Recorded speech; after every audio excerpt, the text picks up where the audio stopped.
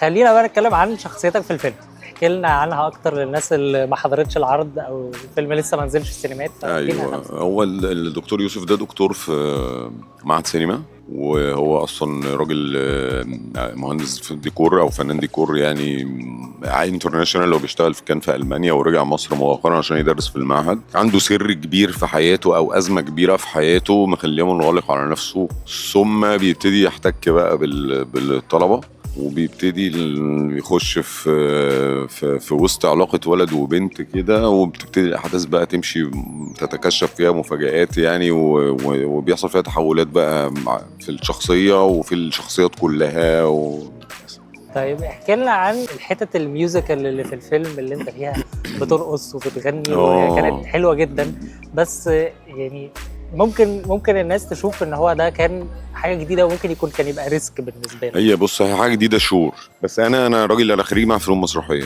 فانا كنا بندرس اصلا يعني، كنا بندرس رقص وكنا بندرس غنى، بندرس كل حاجه، وعملت في المعهد حاجات من دي كتير، بس كلها في اطار مسرح. ما عملتش ده خالص، لا في الدراما ولا في السينما، لانه اصلا ما بيتعملش تقريبا يعني. فهي كانت بالنسبه لي اوبورتيونيتي، ولان انا بحب كمان اتفرج على النوع ده من الافلام قوي، وهو مش في نفس الوقت هو مش فيلم ميوزيكال، هو الحدث بيخلينا يحصل كده فجأة.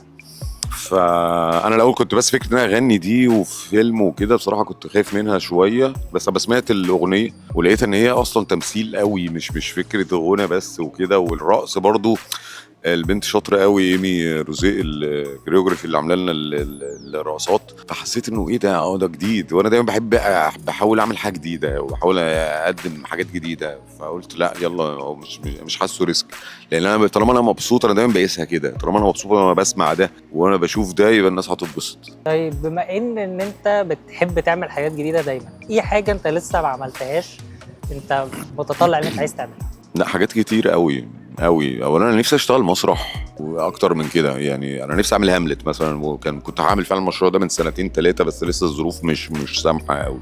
انا نفسي اعمل شخصيات كتير في دماغي واعمال كتير مختلفه وحاجات يمكن الوقت لسه مش مناسب ليها، او احنا لسه ما اكتسبناش ثقة قوي على مستوى حتى الرقابة ومستوى البتاع يعني. نفسي يثقوا شوية في الفنان المصري انه بس يدوله هامش من الحرية اكتر، لانه في مواضيع كتير وفي شخصيات كتير عايزين نقدمها ونناقشها. لا، حاسس ان في حاجات كتير قوي لسه عايز اعملها حقيقي.